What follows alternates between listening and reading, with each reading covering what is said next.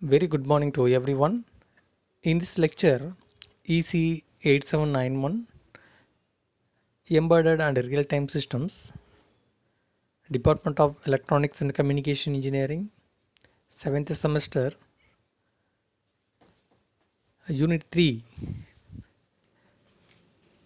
Now, in previous classes, in previous session, we are discussed the introduction of embedded programming and also the components of embedded programming systems. Now today we are going to discuss the models of program in embedded system design. So the program are collection of instructions to execute a specific task. What is the instructions? So already we have to know the microprocessor and microcontroller in so many instructions or so many data to use to execute the program. We can function the operations and conditions and the logical instructions. Here the same collection of instructions to execute a specified task. It is a single task operations. What type of instructions we are used in this embedded system programming? So it is a standard set of instructions. There is a branch instructions, arithmetic instructions operations, and logical instruction operations, and multiplying, division. It is one of the related to the arithmetic instructions, and also the bit level instructions. So the model for programs are more general in that source code. It is only for optimized in this programming level. So in nowadays the electronic industry, we are going to minimize the density of the device, and also we have to minimize the hardware level and also the software level.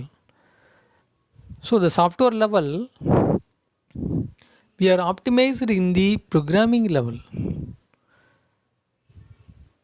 That's only we have to say the program, that is the models of program, how to define, how to implement the models.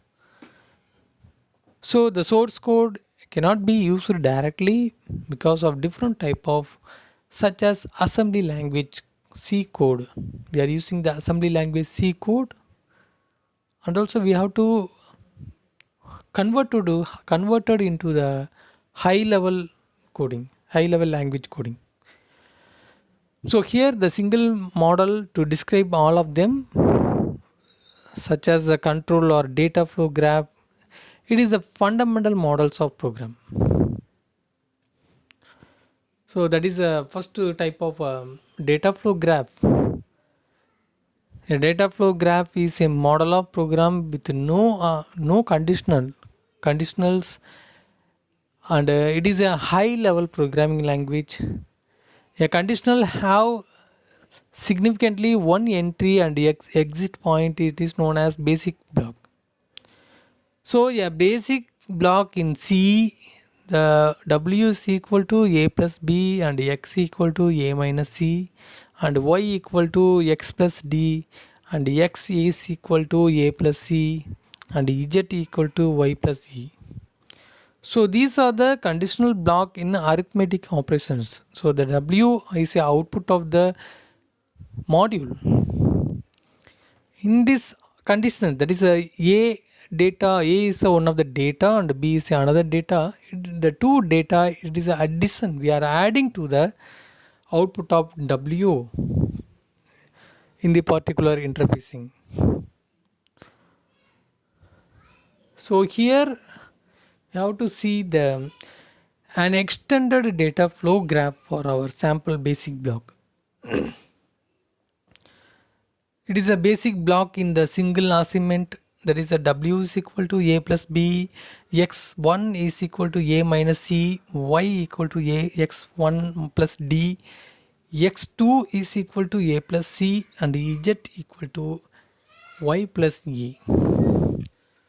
So the round nodes, that is it is denoted as the operation. So the A, B, C, D, E. It is the arithmetic instructions we are followed to produce the output. That is A is a combination of C in X2. So the X2 of output node, it can be added, that is the addition of the A plus C data to produce the X2. Then the output of the W, it is the addition of A plus B in order to convolute the sequence of every individual programming.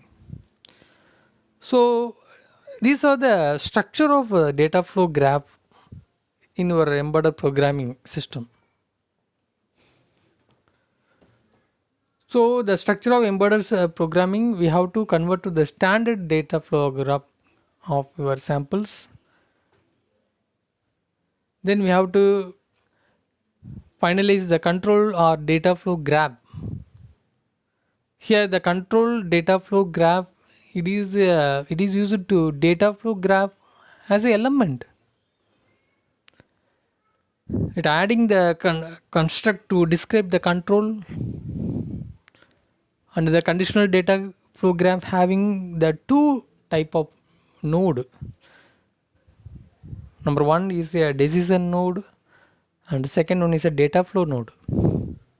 So the data, it can be moved to one location to another location. We are what type of conditions we are needed to execute the operations. That is a decision node. So decision node, it is used to describe the control in a sequence program. Then the data flow node, it encapsulates a complete data flow graph to represent the data, such as the rectangular node, or it is shaped or crafted into the labels or address or buses.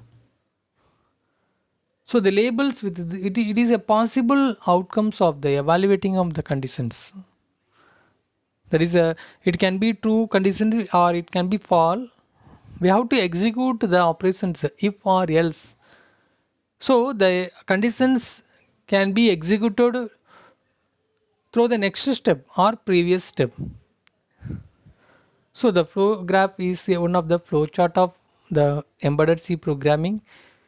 It is a controlled, it is a encapsulated the complete data flow graph, or it is a control in a sequential programs. So in this lecture, we are discussing the embedded C programming. What are the different components are used in embedded C programs, and what are the model of programs we can using the embedded system design technology.